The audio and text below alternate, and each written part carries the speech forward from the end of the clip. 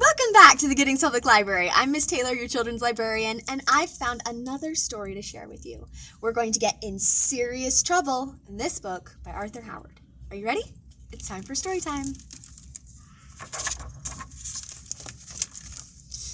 Serious trouble.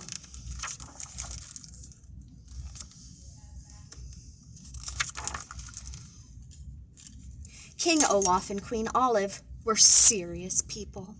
They read serious books. They said serious things. And when they finally had a son, they named him the most serious name they could think of, Ernest. He'll be just like us, the king told the queen. But the queen had serious doubts. You'd better have a talk with him, she told her husband. A serious talk. So right after lunch, the king said, "Son, one day you will be the king, and being king is no laughing matter." "But I don't want to be a king," said Ernest. "Nonsense," replied his royal highness. "Everyone wants to be king. Not me. I want to be a jester." "A jester?" "You know, someone who makes people laugh." "This is no time to be funny," roared his majesty. "We have a serious problem around here. A fire-breathing, people-eating, three-headed dragon." A dragon was certainly nothing to laugh about. Even Ernest knew that. Still, he wanted to try being a jester, at least once. So the next day, he tiptoed past the royal guard. Do you see him? He's hiding in there.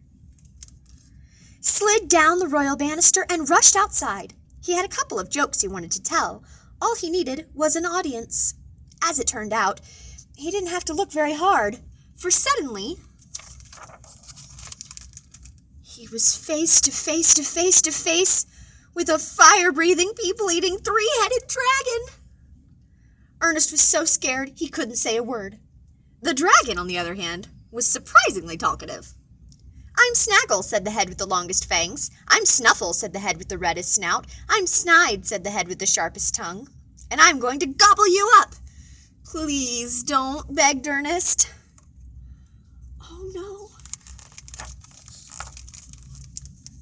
"Oh, yes, I will," said Snaggle. "Oh, no, you won't," said Snuffle. "Well, maybe we will and maybe we won't," said Snide. Like so many three-headed creatures, this dragon could never make up its minds. It couldn't decide when to go to bed, who to have for lunch, or even what to call itself, me, us, or hey, you. While the dragon bickered amongst itself, Ernest dashed away. But he didn't get very far. "Tell us a little about yourself," said Snide. "I like to know who I'm eating." "Well," said Ernest, "I'm a jester." "You, a jester?" said Snaggle. "Don't make me laugh." "But I can make you laugh," said Ernest. "I really can." "Impossible," said Snuffle. "We haven't laughed in 1,000 years." That gave Ernest an idea. "If I make you laugh, will you let me go?" "He must be mad," said Snaggle. "He might be tasty," said Snuffle. "He could be funny," said Snide. "We'll give you 2 chances. Maybe 3.